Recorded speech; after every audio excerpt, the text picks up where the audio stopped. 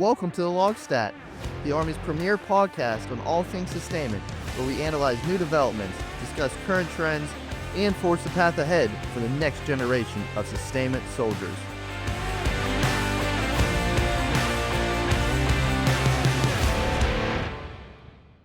Hello, everyone. Welcome back to another episode of the LOGSTAT. I'm your host, Captain Garett Pyle. Today, we're going to be looking at what it's like to sustain in the shadows. And you're probably like, what do you mean in the shadows? Well, we're looking at what sustainment is like in the special operations and how that works, what the type of units are like, specifically a GSB. And you're probably thinking, well, what is a GSB? I've never heard of a GSB. Well, it's going to be a group support battalion. We're going to dive into that today, what that is, what it brings to the force, and what sustainment truly is like for special operations. So to guide us through that today, I have two guests with me who's going to tell us what life is like in special operations for sustainers and how they conduct their operations. With me today, I have Lieutenant Colonel James Broadie and Captain Heidy. If you would both be able to introduce yourselves to the audience. Absolutely. And first of all, thanks for inviting us here today, Garrett. Excited to talk about the GSB. I'm James Broadie. I'm the 10th GSB Commander over in Fort Carson. I've been in the seat for about a year. Prior to that, I served at U.S. SOCOM, and I've spent time in 7th Group, 3rd Group, along with the Defense Intelligence Agency, Army Sustainment Command, and the 21st TSC. Captain Heidy, spent about a year right now in the GSB. Most recently, I deployed out to the CGSOTF, the Combined Joint Special Operations Task Force 10, as the joint J4 Joint Director at 4. And then I've been the Deputy SPO in the GSB. Prior to that, I took command in 4ID and 4CAB. Well, thank you both. Excited to have you both on here today, kind of walk us through your life's experiences of what life has been like in the Special Forces side of the house for sustainment. And with that, I know there's going to be a lot in the audience going, what is a GSB, a group support battalion? I've maybe heard about it in the schoolhouse, but I have no idea really what it is. Yeah, I think it's important to probably start by framing out what a Special Forces group is, Garrett. And as I think about it, there are a total of 7 across the Army, 5 of which are active duty, all of which are individually aligned to a specific COCOM. So 10th Group, for example, is aligned with UCOM, and each of the other ones have their own respective AOR. Within that group, consisting of about 2,800 soldiers, so between 7 battalions, so 4 tactical line SF battalions, a group support battalion, psychological operations battalion, and a civil affairs battalion as well. Going forward, what's interesting to note is a SF group is the only 06 deployable headquarters in the SOCOM enterprise. And typically when they go forward, they're geographically aligned under a theater special operations command or under a SIGITF concept within a task force. Specifically within the group support battalion, about 550 soldiers split between 7 different companies, consisting of about 64 MOSs at last count. So the headquarters and headquarters detachment, typical HHC type company formation with the addition of cooks. Sustainment and distro, much with what everyone's familiar with an ACO. So think about your distro plus your riggers. And then we have a maintenance company, very similar to a Bravo company, with the addition of the base support squadron and engineers, also electronic maintenance and ground maintenance. We have a MICO, military intelligence company, so counterintelligence, human intelligence, and various other disciplines within the MI field. A signal detachment, which is a lot of tactical level signal capabilities, with the additional responsibility of being charged with being able to deploy the 06 headquarters.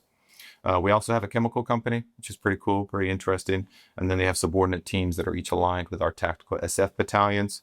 And then we also have an advanced skills company, which is kind of an anomaly. Great opportunity for us. It's an 04 level SF company with a lot of senior Green Berets that teach those very advanced skills for the formation. So quite an eclectic formation, but a great organization to be a part of, specifically dealing with a lot of formations we don't typically get the chance to see as a logistician. So you said there's 5 active duty. Where are the other 2 at? Yep, the other 2 are National Guard units that also augment the 5 active duty units throughout the world geographically. Okay, definitely a unique opportunity for our National Guard counterparts. Oh, absolutely. And I think it segues well into what we're seeing in the conventional side, which is the necessity to tie in with our Compo 2 and 3 partners. I know we're going to delve into the LISCO concept, but I think it's incredibly important for us to tie in garrison and help us prepare better for when we go into combat. Okay, so as you broke down the elements that are underneath your command, so when you talked about like maybe like the Alpha company side, like, you know, and then the Bravo company, are they the same size as like a normal BSB, or are they a lot smaller? Yeah, very similar in size. I would say they are. The only variation would be our ACO also has the inclusion of the riggers, so slightly bigger, a little bit more capability there. So very similar in construct. Okay. Then you still have your own SSA that team runs? Absolutely. We have our own organic SSA within that Sustainment and distro company. And then obviously, again, we have that distro and then supply services as well. Okay. And same with field feeding? Field feeding, we have we have approximately 12, 92 Gulfs of 35 were authorized. So we're still working through that. We recently contracted our DFAC, so the hope is that we'll now be able to utilize our 92 Gulfs in the field construct a little bit more. So we're excited about that. Okay. So especially for everyone out there, you can see there is a lot of sustainment MOSs within the special forces, especially within the GSB, that you can get yourselves involved with. So it's interesting to see the comparison between a normal BSB or now LSBs, as we're transitioning to a GSB, and seeing those similarities.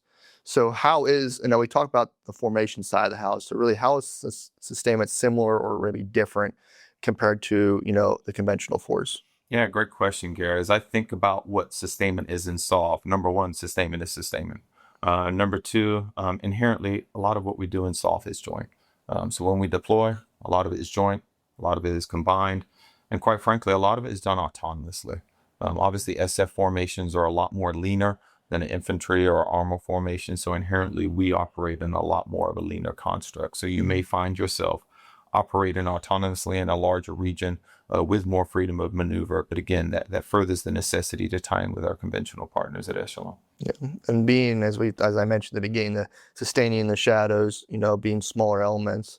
A lot of our conversations have talked about with base clusters and everything. And I imagine you all have done a lot of work just because of the nature of how you operate in being smaller teams. You've probably done a lot of work with that concept then, I imagine. Absolutely. We're incorporating it a lot more into our FTXs back in garrison, but also most notably how we interact with our partners forward. And again, going back to the UCOM construct, we're heavily tied in with the organic organizations like the 21st TSC and like the 16th Sustainment Brigade. And frankly, we're incredibly fortunate to have phenomenal partners out there. General Layler, Colonel Richardson, they've done a lot to help us set the conditions and prepare for what we see as the next conflict. Okay. And your specific group, 10th group, and that's tied with Europe, as you said, correct? So I guess our next concept is you've been with the war in Ukraine, then with 10th group? Absolutely. So how is that, what role does the GSP play with that? How is that all unfolding? Yeah, a significant role, to be frank with you. 10th Group has ran the 06 level headquarters in that region for 5 years, and this is actually our first 6 months of not running that 06 headquarters. So it's been a heavy lift across the group from well before I arrived in there. When I think about the GSP's role, most notably it is the train, man, and equip. Preparing individuals to go forward, not just in the sustainment field, but also specifically in the MI field and the signal field, making sure they're trained for the next fight, they're manned and equipped, and then we provide a significant amount of individual augmentees. The second part to that, again, alludes back to my previous note on integrating with the sustainment force, making sure that they're prepared going forward in that region. Okay. And then just for clarification for the audience, because you hear, oh, wait, the the 10th group is in Ukraine. Can you just clarify the role that they have over there? Yeah, it's twofold within 10th Group. I alluded to the 06 level headquarters, so a combined joint special operations task force, CGSOTA, that operates in Germany by one of our 06s that are organic to the 10th Group. And then we also have a heel to toe requirement for our 05 headquarters. So one of our 4 tactical SF battalion deploys primarily to Poland and operates out there. And we've been doing that for a long time. Okay. It's just like a training role? Yeah. Train, advise and assist is the way I would codify it as. Correct. Okay. And then, so who are the stakeholders in the GSB's concept of support then over there? Yeah, another great question. When I think about the concept of support, I probably think about 3 primary stakeholders. Number one, our TSOC, our Theater Special Operations Command, working tied in with the J4. Also, again, going back to the 21st TSC, heavily engaged with them as we think about ARTS, receiving, staging, and onward integration. And then really from within the theater, a lot of it is the 16th Sustainment Brigade. In addition to that, we also have the 528 Special Operations Sustainment Brigade based out of Fort Bragg. That is our division sustainment equivalent, and they provide a lot of additional support when it comes from augmentation and some of the capabilities we may not have resident in the GSB. Okay. Yeah, I was able to get some.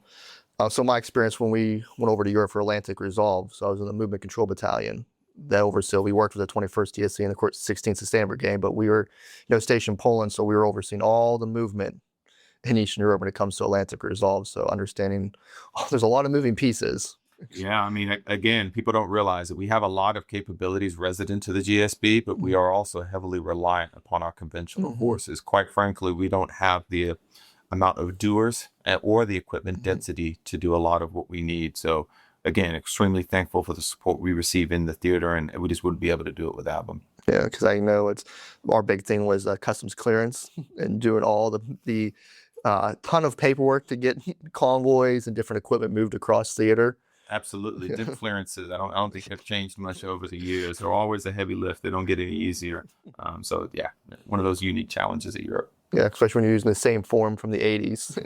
It's the same form. Absolutely. So what are some of the challenges of supporting a combined / like a joint headquarters over there? Yeah, as I think, and I've been fortunate enough to deploy in 2 combined joint headquarters, both in SOF, once in Afghanistan, and then recently between Lebanon and Jordan. And I always think about classification. And it's something that's not unique to the sustainment community. It's quite frankly something we're challenged with across the entire department. I remember when I was in SOCOM at the time, the CG, General Fenton, would often tell his staff, I don't want to hear no foreign, I want to hear yes foreign. And that always resonated with me when I went forward, because I was the J4, we had a combined staff. And in some instances, I had to hold multiple venues discussing the same topic, but at different classifications. So it's just one of those challenges that makes it a little bit more complex to build a team, but it can be done. You just have to be very deliberate when you're creating a team. So classification is the first one. The second one I'll throw out is BOSS-I, Base Operations Support Integrator. Is understanding who has BOSS-I for your specific region and how you can leverage those capabilities in theater. And as you can see, especially for the audience out there, there's a lot of similarities between working in the conventional force compared to special forces, and really you're still doing the same task. You're supporting an element.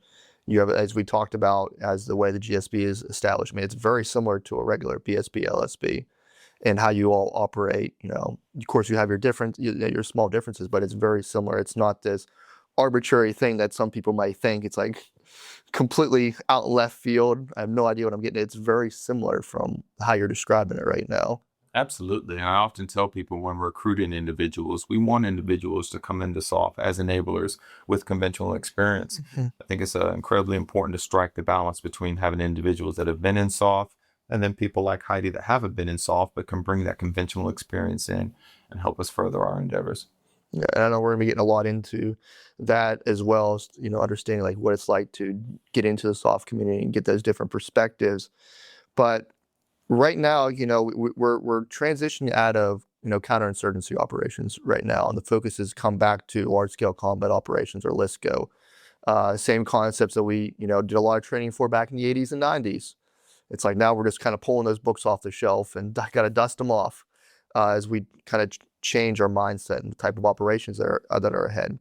So where do you see a GSB then about 3 to 5 years from now, based on like this concept of a GSB and LSCO?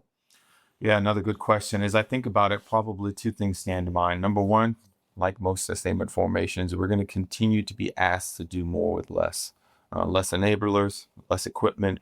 So that's why it's just incredibly important that we make sure that the individuals we have are trained and prepared for the next fight.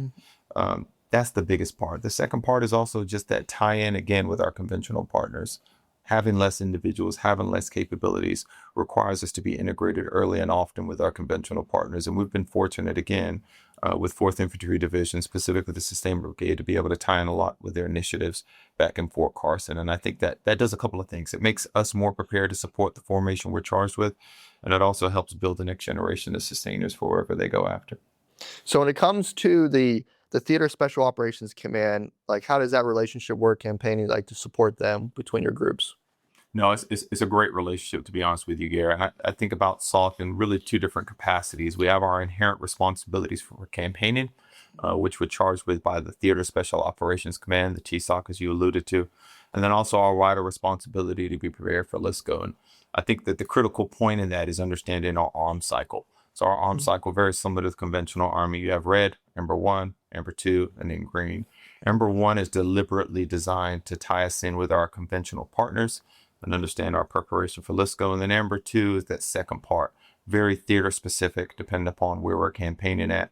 And obviously green is that deployment cycle. But I think that deliberate delineation between those 4 cycles is important to make sure that we're preparing our service members both for LSCO, but also for our immediate fight, which is campaigning. And I want to pass that over to Heidi. Again, Heidi kind of alluded to the fact she had the opportunity to go forward. So I think there's value in her maybe talking about some of her experiences. Yeah, I think one of the things that the TSOC does provide to us is definitely their expertise and their knowledge within the theater. Again, there's people that have been working in the TSOC for many years. And not only that, but then also just having the fluidness, because as we said before, the SOTFs are rotating in and out on a 6-month cycle. And so having a TSOC that's inherently there, that understands the problem set that they're working with, and also tying those mission sets that the teams are executing for campaigning, tied to the O plans and the con plans there. They have that expertise and that knowledge to really guide the teams there. So the TSOC in that nature does help 10th Group as a whole, and then also just because we're tied into them from the rear as well. And so we're getting a lot of lessons learned coming out of the theater consistently with the TSOC. Okay, so just for, I'll put it in my simple terms, just for clarification for this. So the TSOC is a forward element. It's like operates as your higher headquarters where you'll rotate in and out of. They're always established there in that theater. Absolutely. Okay. Absolutely. And again, that's for each of the combatant commands. They each have a SF 1-star, 2-star that serves as the senior SOF advisor. And then usually double hatted is also the theater special operations commander as well. Okay, that's awesome. So right now within this world, like we're seeing across the world, just the changing technology comes to drones, unmanned systems, the threat they present on the battlefield. So how is the SOF community integrating those systems when it comes to, concepts of support, as well as, countering them when it comes to survivability? Yeah, I'll take that, Garrett. So I think, one, we're garnering a lot of lessons learned from the war in Ukraine, specifically the TSOCs out there, also helping us understand what is going on in Ukraine, and we're able to take those lessons learned to not only just build on, but also innovate in terms of UAS systems, and using that to then build systems of our own across 10th Group. And I think also just for us specifically, we're also trying to integrate some of those systems within our FTXs as well, to kind of learn those TTPs and continue to grow how to adapt to UAS systems as a whole. Okay. Yeah, I know it's a very interesting time because technology is changing so rapidly right now. We're just, sometimes it's reacting as we go just to all these new systems. And as we develop something, we're able to counter it. And then it's like something else is able to be developed. So I know both on the conventional side and the soft side, just finding new ways to both counter as well as integrate them into our systems. So when it comes to how do you really see the GSP when it comes to the large scale combat operation, when it comes to that type of fighting? No, another great question, Gary. As I think about it, I probably the best way to frame it is by phase, right? As I think about phase 0, a lot of it goes back to what I alluded to earlier, is serving as the integrator, and then working with our conventional partners. As we progress potentially into a phase 1, a lot of it again is the RSO and I, making sure the conditions are set and making sure we're set in the theater going into phase 1. I think if we're doing those three things, we're setting the conditions. And then as we progress potentially into a phase 1, phase 2, I see the GSB operating in the peripherals. The battlefield is going to be congested, it's going to be contested, and like any LSCO scenario, it's going to be rapidly evolving. So if we can set the conditions early on, the relationships, the environment in the theater, I think we'll be well postured going into full contact. So before we get into the whole talent management piece of this, and is there anything that we missed today when it comes to the GSB specifically and how you all operate that we wanted to highlight for the community? Yeah, I think one point that's interesting is that GSBs do not have an organically aligned sustainment brigade. We have 528 Special Operations Sustainment Brigade, which is out in Bragg, and they do an incredible job with providing us augmentation as needed. But as we look at a LSCO construct and us deploying, we are inherently going to be reliant upon the formations that are already in theater. So again, it just ties back to the necessity for us to build those relationships early and often to make sure that there's a natural segue going into conflict. So it's like the concept alone and unafraid. Yeah, alone and unafraid, absolutely. For the way you all operate then. Absolutely. Okay.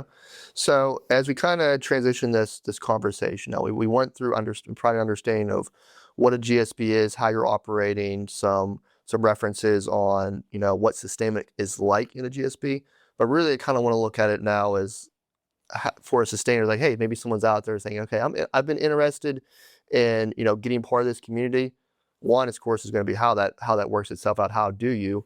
But two is what life is like for a sustainer in the soft community then. So Heidi, you talked about you just kind of went over into this side of the house. You said you did your command where again? 480 and 4 cab. Yeah, so I've been in aviation brigade for a lot of my career before coming over to the soft community. So you kind of just jumped headfirst in.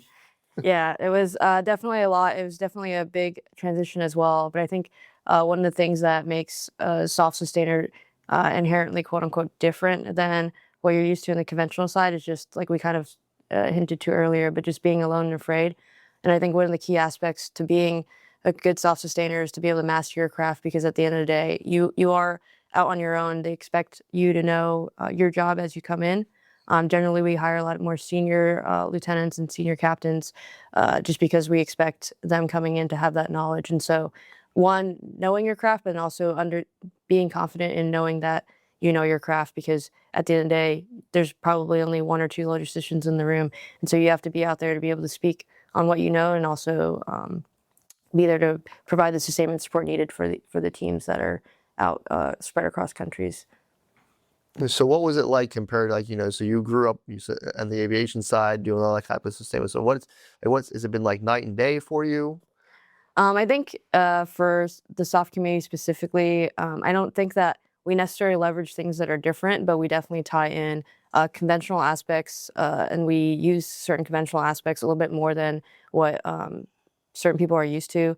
So I think it's just some things to highlight specifically. Cross-service agreements like AXAs in the soft community, we leverage that a lot more just because, one, inherently we have a lot more national partners, and so relying on that more rapidly, and then also the host nation support as we operate more alone and afraid in those countries. We're more reliant on those things. Another program that I think the soft community is generally more reliant on is operational funds or foods and our pay agents to go out there on the local economy, because that's the way that those teams are able to sustain themselves. And so while these programs are inherently conventional, I just think that the soft community, we rely on those programs a little bit more than the conventional side.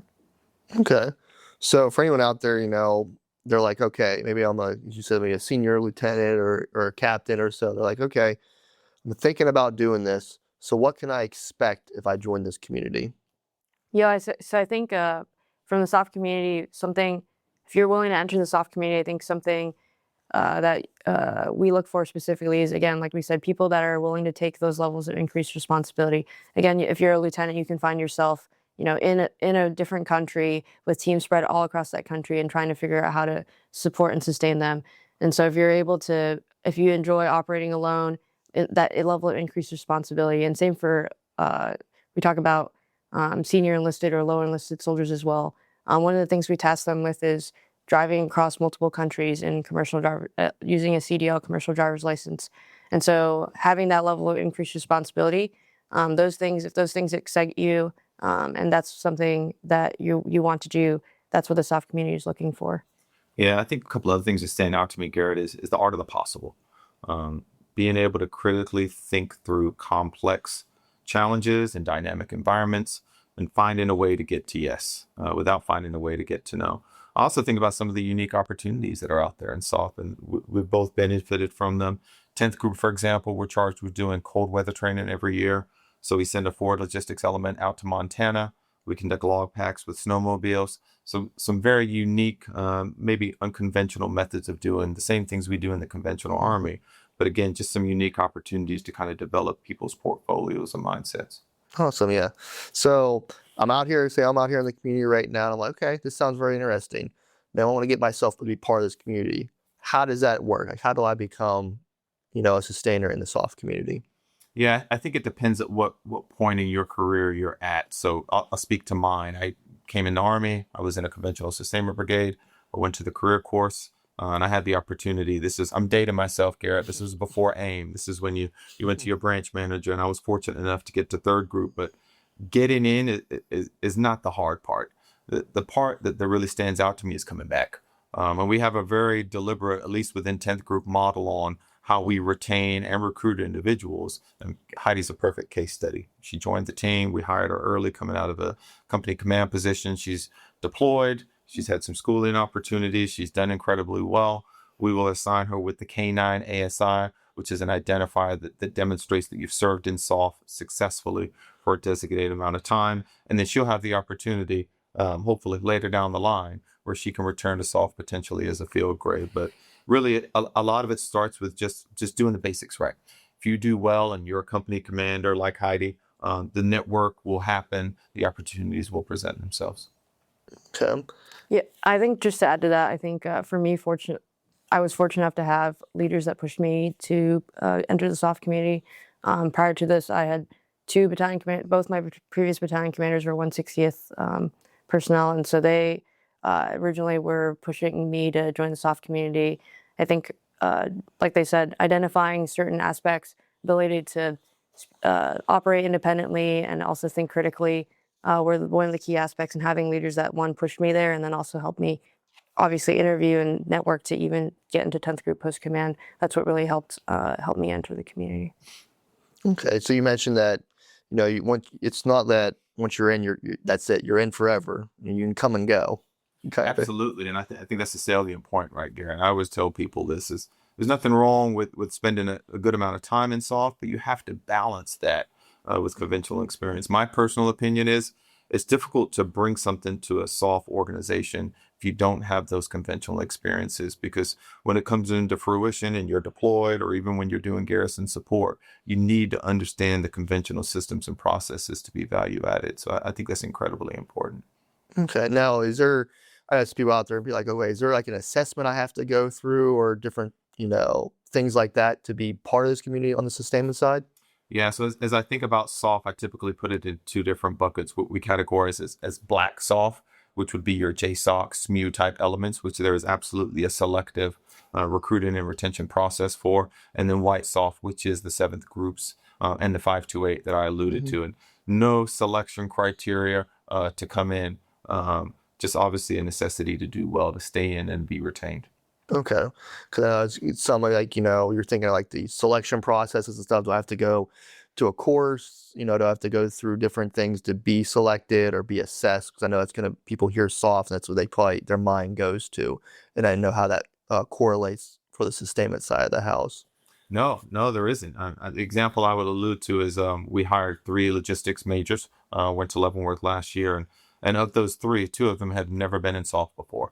So our incoming group S4, conventional guy, 82nd, spent some time at DLA. He's finished in CGSC, interviewed incredibly well. He'd be a great addition to the team, and he was simply hired, and now will join the organization, and I'm sure he'll do incredibly well. Okay.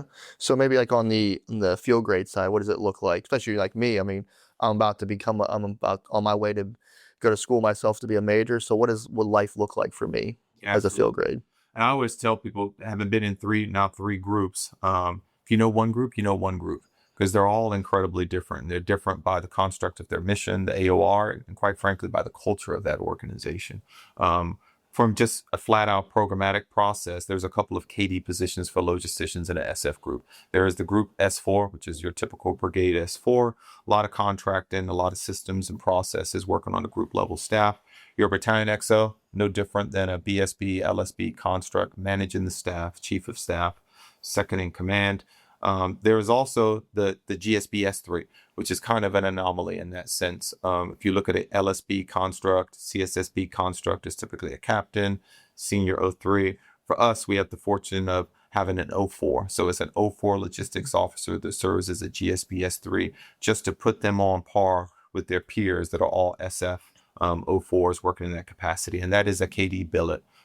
So we're fortunate to have that. And then just lastly, the support operations officer. And again, just the fact that all the groups are different, ours is unique in the sense that we have a requirement to send an 04 forward to serve as that combined joint special operations task force J4, like Heidy did, on a rotational basis. So a lot of opportunities, but the positions aren't very dissimilar to what you see in the conventional Army.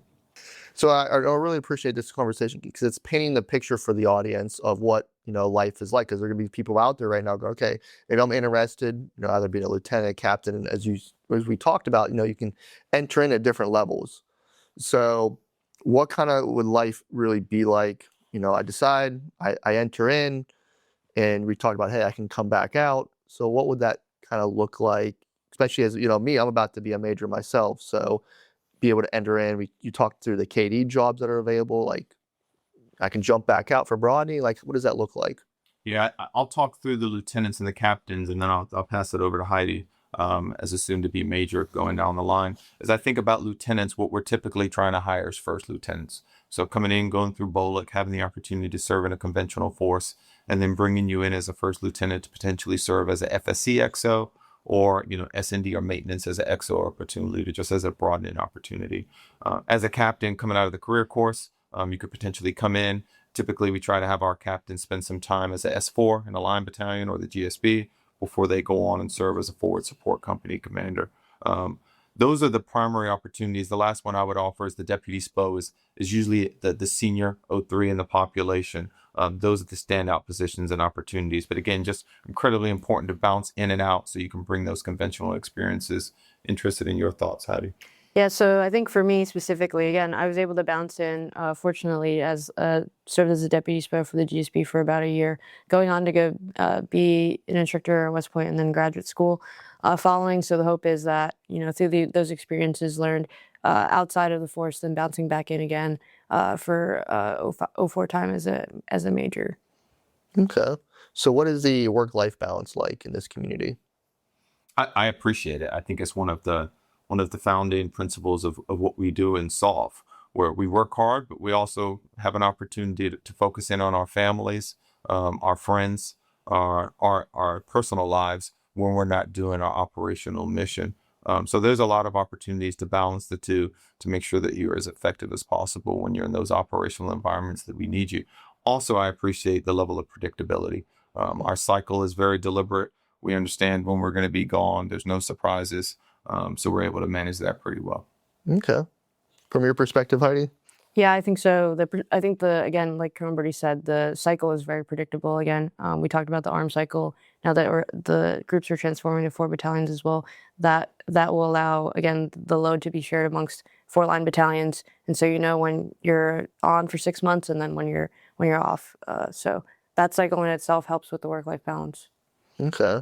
So now I really appreciate this conversation we had today. We were able to really get into life in the GSB, life for sustainment, especially in this part, just to provide the audience an understanding of like, hey, if someone's out there and they're interested in joining the SOF community and what their life could be like. Before we close out today, is there anything that we missed that you wanted to highlight for the community, either with the GSB? I know we hit a lot on that part, or just life as a sustainer in the SOF community? Yeah, no, another great question, Gary. I think personally, just 2 principles that have kind of always resonated with me. Personally, I always aspire, and someone told me this a long time ago, you don't have to be the smartest person in a room, but you can always be the most prepared. And I think preparation is something that we can all do deliberately on our own, and it can always set us apart, specifically as sustainers. The other part I often think about, specifically when I'm considering recruiting, is not hiring the best person on the team, but hiring the best person for the team. Because that's incredibly important. You can be incredibly talented, but if you're not a team player, you're not integrated in that team, your value is always going to be clouded. I don't know your thoughts, Heidi. Yeah, I think for me, I think it is a little bit, but it's true. I think, again, mastering your craft, we talked a lot about that earlier today, and how in SOF and also as a sustainer, again, you're often one of the only sustainers in the room. And so having that knowledge and that expertise and being able to take that to the table. One of leaders once said something to me that has always resonated with me. That's you have to think, in order to think outside the box, you have to know what's in the box first. And so for us, what's in the box, that's doctrine, regulations, taking lessons learned that through other communities. What is the enterprise doing as a whole? Once you understand that, only then can you think outside the box, start to innovate, and start to make changes within the organization. And Garrett, I'll pile one more on that I have always appreciated in my time in SOF is that I have never felt devalued as a sustainer. Amongst a room of Green Berets, tactical professionals, maneuver, combat arms guys, as a sustainer at the table, I have never felt devalued. I've always felt appreciated. I've never had to fight to get to the table. But again, it just goes back to asserting that credibility, mastering your craft, and I think you'll find it a rewarding experience, both personally and professionally. Well, thank you both very much for that.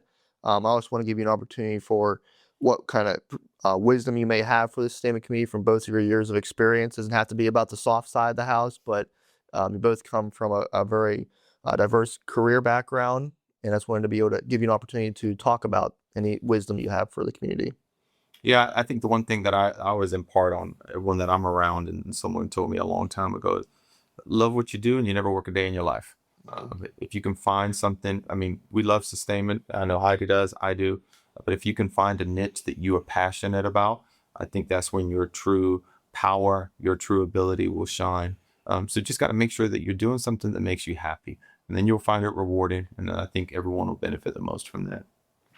Yeah, I agree with that. And I also think just take hold of your career. I think oftentimes we try to it's easy to let the Army slide by. Sometimes jobs will just come and go and you can just take the next job, but do the research. If there's a certain job you want to take, if there's a certain organization you want to be a part of, fight for that spot. Go reach out to those people and network to get those jobs, because at the end of the day, you're your own person and you can be responsible to take care of your career.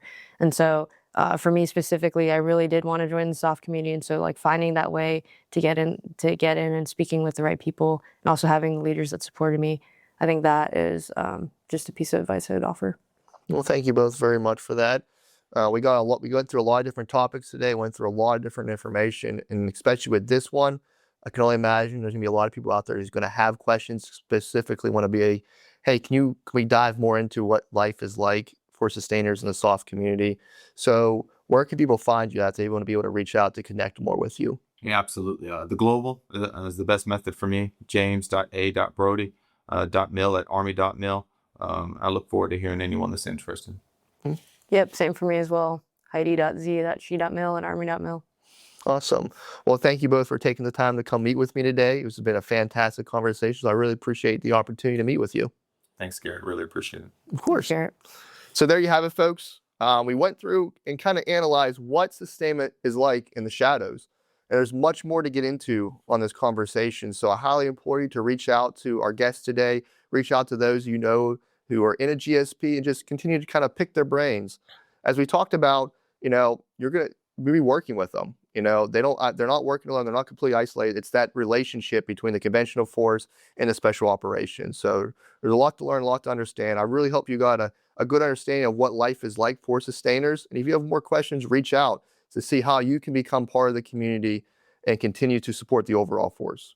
But that is all we have today, folks. As always, Sustainment Leaders start here. See you next time.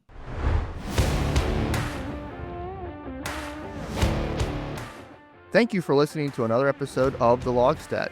We hope you enjoyed today's conversation. Please share this episode across your formation and leave us a review.